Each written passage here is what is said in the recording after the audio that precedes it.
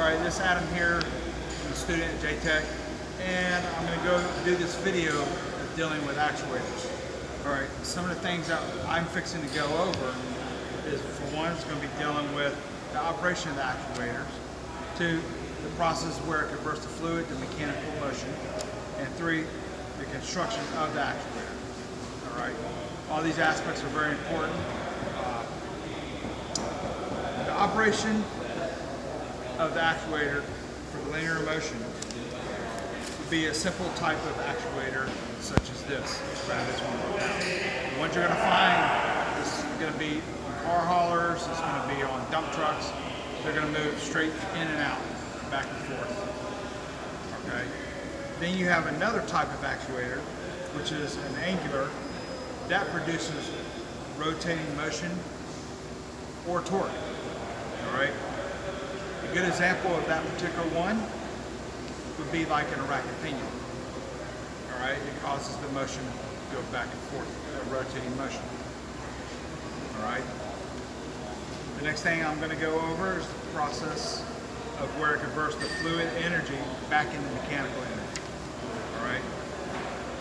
This is set up for it to do a job, to make our life a little bit easier. So in turn, as the hydraulic fluid's moving, when it goes on one side, such as a double acting actuator, it goes on one side, it causes the piston to go out. So when that piston is connected through its knuckle, it causes a movement. That's how it converts from the hydraulic fluid or pressure from hydraulic fluid to mechanical energy. So, okay. The next thing I'm going to move across is going to be dealing with, if you take one of these apart, that way we know what the components are. Alright?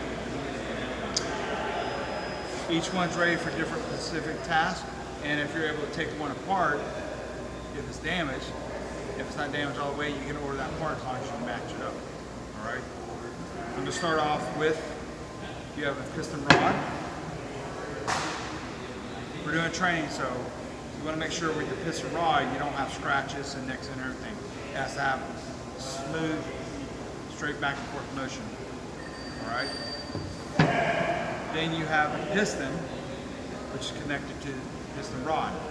On this piston, you're going to have two backup rings. In this particular model, two backup rings and one O-ring. Alright? This would then go on top of it, be bolted on to the connecting rod. Alright? The next component is the piston nut. This would then be torqued on to whatever the manufacturer specifies comes across with this. Alright? Then you have the housing of the cylinder bore. Now this cylinder bore is rated at 2500 psi. This is a bore 2 with a stroke 10. Alright? As you see, it's nice and smooth on both sides. You want to make sure it's nice and smooth on the inside. Alright.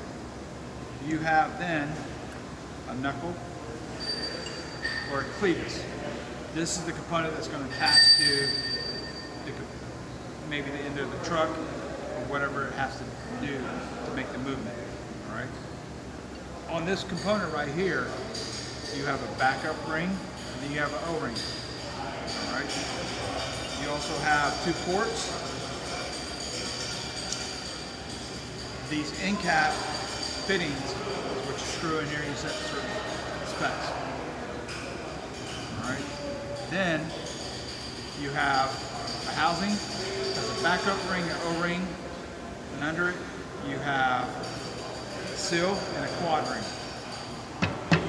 Next you have the four housing fasteners or bolts.